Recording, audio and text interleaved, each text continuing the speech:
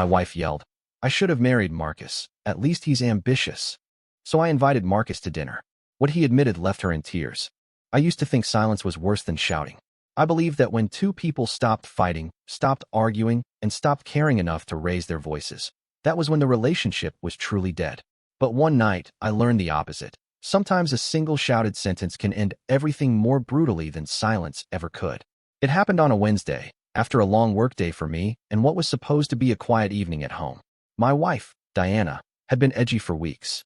She worked part-time as a freelance designer, though lately most of her projects seemed to involve endless phone calls that she would end quickly whenever I walked into the room. I didn't want to jump to conclusions. I told myself it was just stress, maybe unpaid invoices, maybe a difficult client. But on that evening, whatever had been simmering finally boiled over. We had argued about something small, the kind of household annoyance couples usually forget in minutes. I think it was about a repair bill I had delayed, or the groceries I forgot. Her eyes narrowed, and her voice sharpened, and then she spat out the sentence that froze the air in our living room. I should have married Marcus. At least he's ambitious. The name hit me like a slap. Marcus. I knew who he was. Everyone did, because he had been part of our past before Diana and I got married. He wasn't just an old friend. He was the man she had dated before she met me. He was the one her parents used to mention with a kind of approving tone, the safe bet kind of guy with business connections, the kind who always made sure to be seen shaking the right hands. Diana had told me years ago that Marcus was too arrogant, too obsessed with appearances, and that she didn't want that kind of man in her life. She said she wanted someone stable, grounded, someone she could actually trust. That had been me. So hearing his name now, hurled like a weapon, felt deliberate. She knew what it meant. She knew how deep it would cut. I didn't shout back. I didn't even move. My chest tightened, and the words echoed in my head long after she stormed off into the bedroom and slammed the door. For hours, I sat in the living room replaying it. The anger was there, yes, but beneath it was something colder, suspicion. Why Marcus? Why now? That night, I barely slept. I lay in the dark, listening to her shallow breaths beside me. Every time I closed my eyes, I pictured her face when she said it. Not just angry, almost careless, like it wasn't an empty insult, but a truth she had already been holding inside. The next morning, I tried to act normal. She made coffee, avoided eye contact, and went through the motions of her day. I kissed her on the cheek before leaving for work, but my mind wasn't at the office. It was circling the same thought. Had she meant it? Was Marcus still in her life somehow? I started noticing details I had ignored before. She guarded her phone like it was state property. The screen always flipped down when she set it on the table. If she got a text, she tilted the screen away before reading it. When she said she was working on design drafts, her laptop screen always seemed to be on some chat window instead. And then there were the receipts. We shared a joint account for most household expenses. I had never scrutinized it much, but one afternoon at lunch, I opened the banking app and scrolled through. That was when I saw the pattern. Small charges, recurring weekly. Nothing extravagant, usually between $20 and $30. But they always appeared on the same nights, Tuesdays and Thursdays. The location caught my attention, a bar across town. A bar I knew because Marcus had once held a birthday party there, years ago. The coincidence was too sharp. I stared at the screen, the digits blurring. I didn't want to believe it. Maybe she was meeting friends. Maybe it was just a place she liked. But the thought nagged me. Why hadn't she ever mentioned it? Why was she going there on the same nights, quietly, without telling me? That evening, I tested her. I told her I had to stay late at work for a project. In reality, I drove home early and parked down the street. The plan was simple. See if she left, see where she went. At 7, the front door opened. She stepped out in a coat I hadn't seen in months, one she usually wore for special dinners. Her hair was styled, makeup carefully done. She wasn't going to meet clients. I followed, my headlights off until I was a few streets away. She drove directly across town. My chest pounded the whole way, each red light giving me a moment to consider whether I really wanted to see where this ended. When she finally stopped, it was in the lot of the same bar I had seen on the receipts. She went inside quickly, head down, as if she didn't want to be noticed. I waited. 10 minutes passed. Then 15. I was about to convince myself to go home when the door opened again. She stepped out, this time not alone. Marcus. He was older than I remembered, but still carried himself with the same self-satisfied air. He walked beside her casually, like this was routine. They didn't touch, but the familiarity in their movements told me everything. They crossed the street together toward a quieter restaurant. She looked comfortable, relaxed, even smiling. I gripped the steering wheel until my hands hurt. In that moment, I understood her outburst. It wasn't just anger. It was a comparison she had already been making in secret. I thought about confronting them right there, pulling up, rolling down the window, demanding answers. But something stopped me. Maybe it was pride. Maybe it was fear. Or maybe it was the realization that I needed proof. Words could be denied. Photos could not. I took out my phone, zoomed in, and clicked. Several shots of them together. Grainy, but recognizable. Evidence. Back at home, she returned later than usual. She claimed she had been meeting a friend about a design project. I nodded and didn't argue. Inside, the fury was burning hotter than ever, but I forced myself to stay calm. Confrontation now would only give her time to prepare excuses. Instead, I began planning. I searched through more bank statements, cross-referenced dates, and built a quiet map of her movements. It all lined up: the charges, the nights, the disappearances. Marcus was always the common thread. One thought kept circling back, louder each time. If she thought Marcus was so ambitious, so worthy, then maybe she should hear what he really thought of her.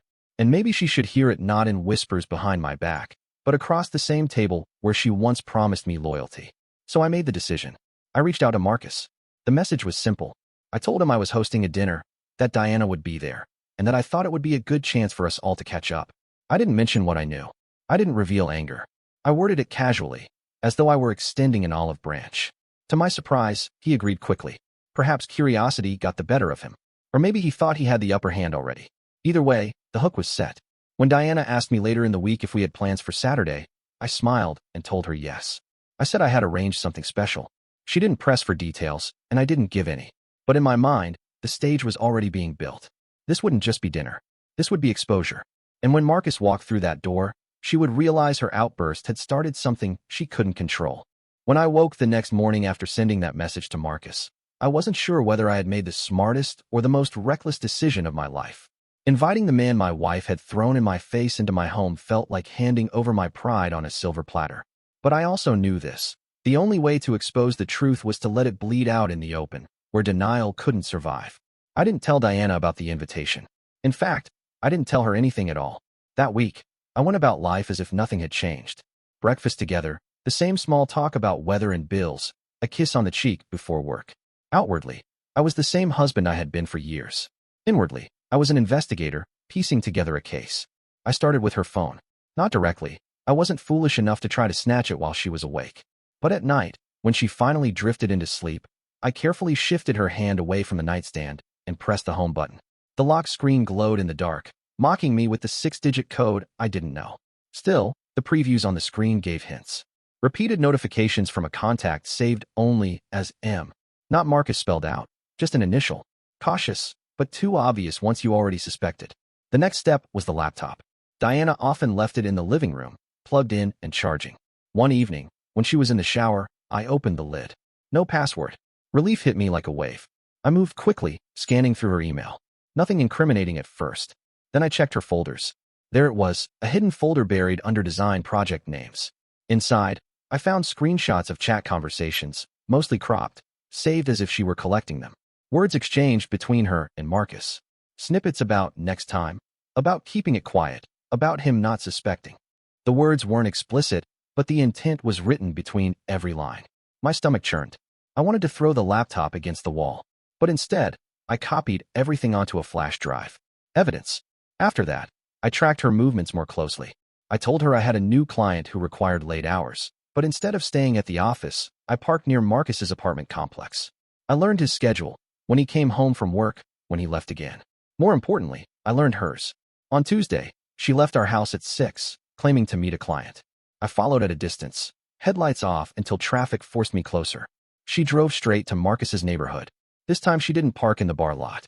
She pulled into his building's garage using the code he must have given her. My chest tightened as the door shut behind her. I waited. Hours passed.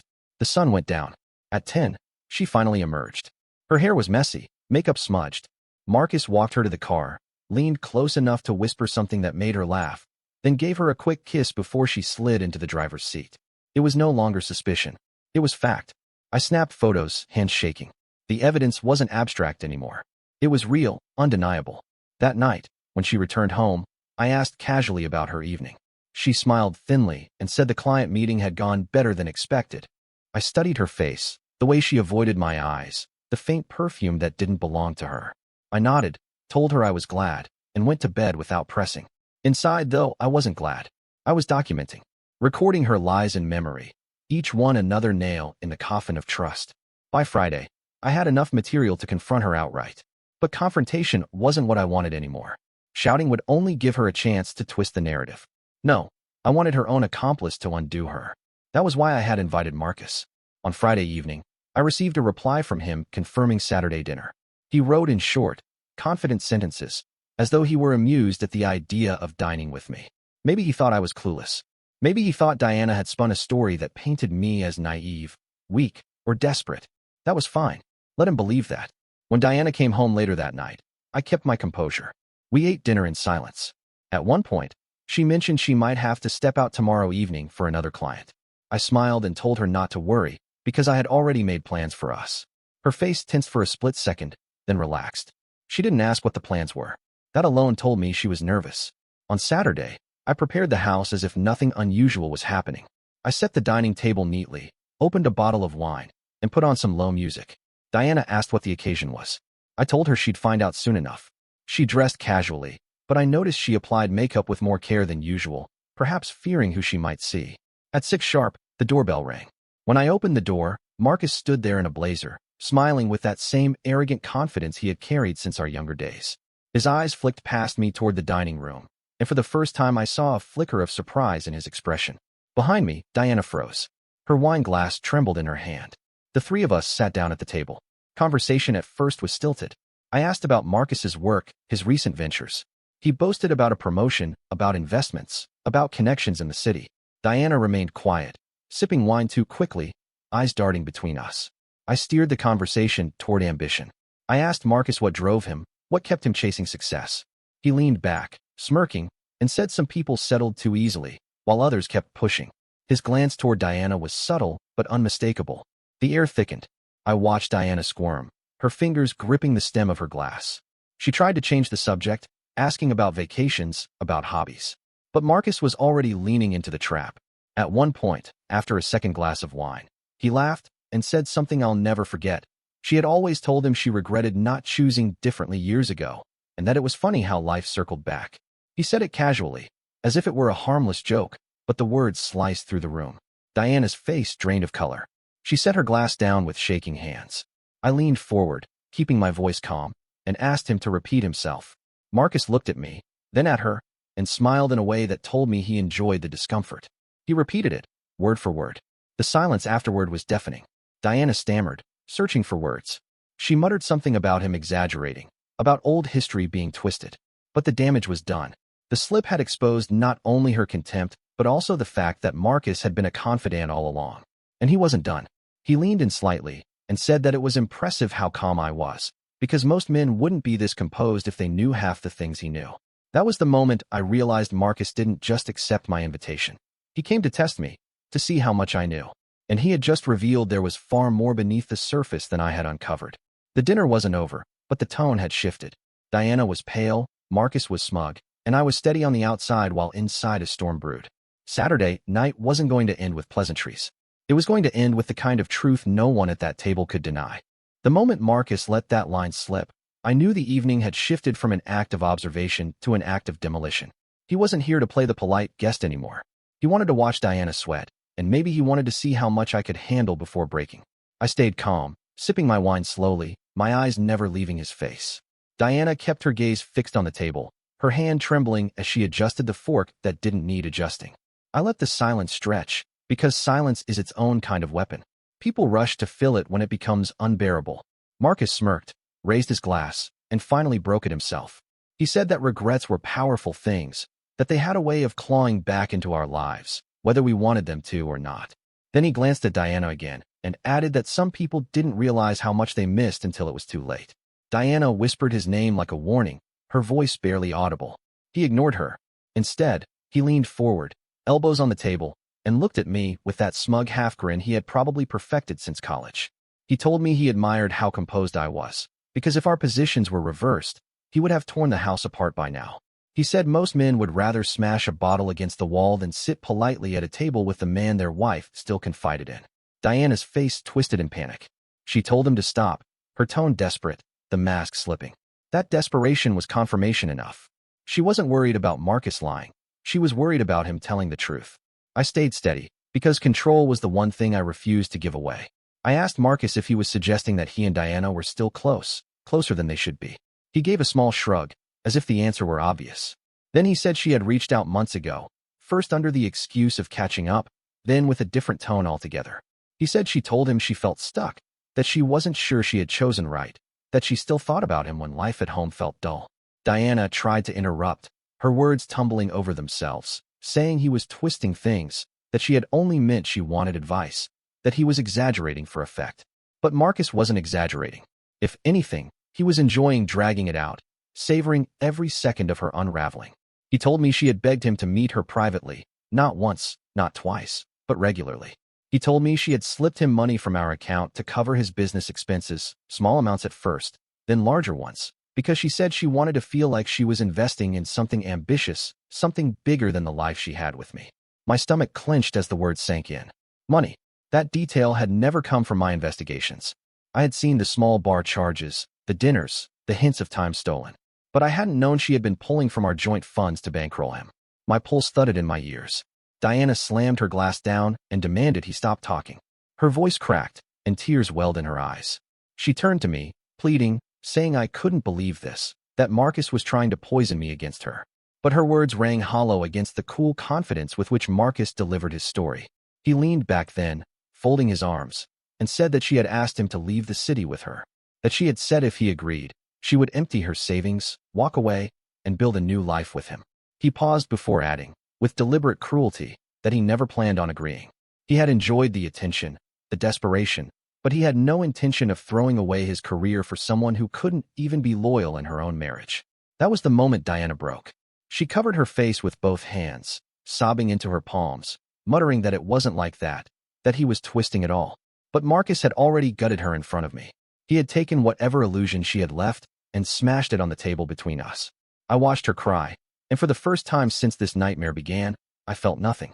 No pity, no shock, no sorrow. Just a calm acceptance that the marriage I thought I had was a lie stitched together by convenience and habit. I stood up and went to the kitchen, not because I needed space, but because I needed her to sit there in that silence with him. I wanted her to feel the weight of what she had set in motion. When I returned with another bottle of wine, neither of them had moved. Diana's shoulders shook with every shallow breath. Marcus just sat there, looking smug, as if he had won something. I poured another glass for myself and set the bottle down without offering them any. Then I told Diana to look at me. She lifted her head slowly, mascara streaking down her cheeks, her eyes swollen and red. I told her I had been watching for weeks. I told her I had photos, bank records, and copies of the very conversations she thought she had hidden. I told her the dinner wasn't just a test. It was the conclusion of an investigation I had been building step by step. Her lips parted as if she wanted to speak, but no sound came. She folded in on herself, curling into the chair, the weight of exposure crushing down. Marcus chuckled under his breath, as though the whole thing amused him. But then he leaned forward again and said something that caught me off guard. He said he never loved her, not when they were young and not now. He said he only entertained her because it was easy, because she had come crawling back, and because he enjoyed being the one she confided her regrets to. He said he had no interest in a life with her, no matter how much she begged. Diana flinched at every word. It was cruel, but it was also liberating. He had done the work I no longer needed to. He had stripped her illusions away with surgical precision. I leaned back, folded my arms, and let the silence return. Diana whispered apologies, fragments of excuses, promises that she could explain. Marcus smirked, watching her crumble. And I sat there, detached, knowing the trap I had set had sprung exactly as planned. That night ended not with shouting, not with dishes breaking, but with something colder. Marcus left without ceremony, tossing his napkin onto the table and giving me a nod on his way out the door. Diana collapsed into tears as soon as he was gone, clutching at my sleeve, begging me to listen. I didn't move. I told her the papers were already in motion, that she had made her choice long before tonight, and that I was simply finishing what she had started. She begged harder, her voice raw, but I stood and walked upstairs without looking back. She had wanted ambition. She had wanted Marcus. Now she had nothing but the ashes of both. The house felt heavier that night than it ever had before, but for the first time in weeks, I slept soundly. The house was quiet the next morning, but it was not the calm of peace. It was the silence of aftermath, thick and suffocating. When I came downstairs, Diana was at the kitchen table, eyes swollen, her hands wrapped around a mug she hadn't touched.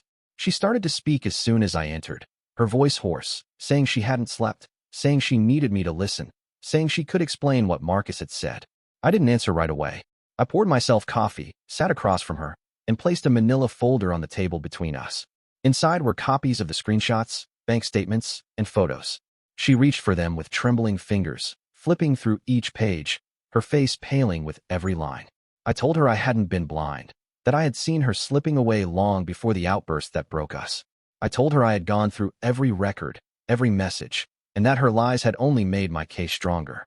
She tried to interrupt, but I held up a hand and reminded her of the words Marcus had spoken in front of both of us.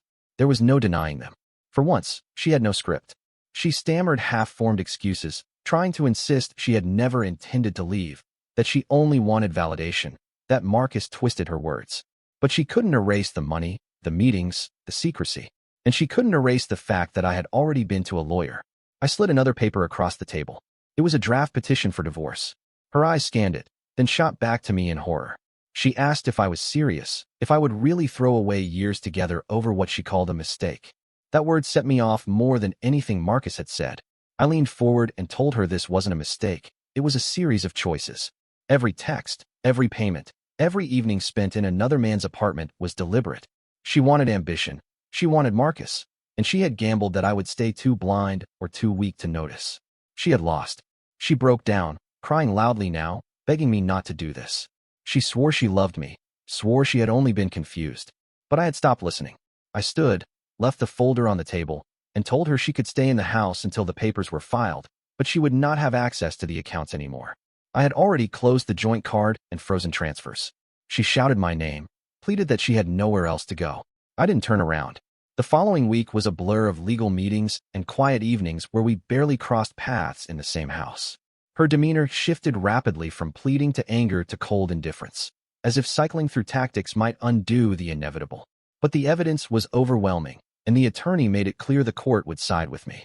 The funds she had siphoned to Marcus would be counted against her share.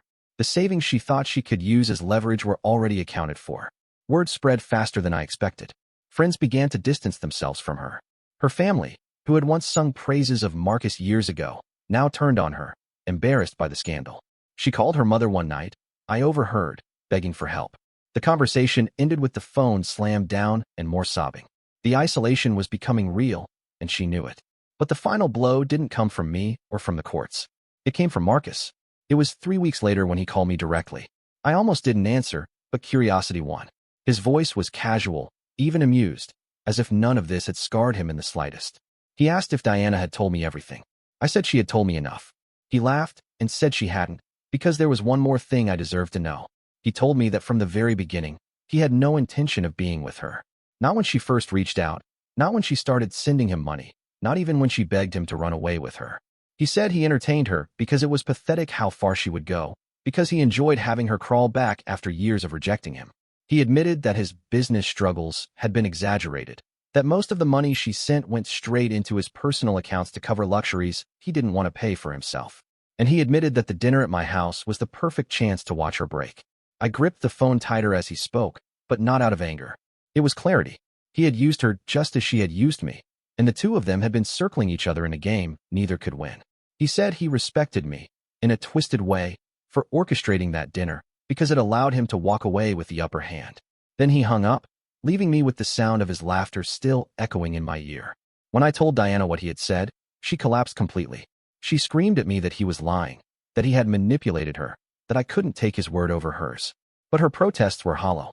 The desperation in her eyes told me she knew it was true. She had thrown away everything, only to discover she had been nothing more than a distraction to him. The divorce finalized swiftly. I kept the house, the savings, and the accounts. She left with almost nothing, moving into a small apartment across town that she could barely afford on her inconsistent freelance income. Once, I saw her at the grocery store, pushing a half-empty cart, her eyes sunken and tired. She noticed me, but turned quickly down another aisle, unable to face me. Marcus vanished from our circles. He had no reason to stay connected once he had wrung what he wanted out of her. Last I heard, he had moved on to a new city, chasing another opportunity, leaving wreckage behind like it was part of his business plan. As for me, the months that followed were strange. There was relief, yes, but also a hollow quiet I hadn't expected. The evenings felt too empty at first, the silence of the house echoing against walls that once carried laughter. But gradually, I learned to live in it. I filled the space with my own routines, my own stability. And in that quiet, I found a sense of control I hadn't felt in years. Sometimes, I replay the dinner in my mind. I see Diana's face crumpling, Marcus's grin widening, my own steady calm. It feels less like revenge and more like a trial where the truth had finally been forced into the open. She had gambled with both our lives and lost to both of us. And in the end, Marcus's ambition and her desperation had destroyed each other. The consequence was simple. I walked away intact, and she was left to live with the weight of her choices.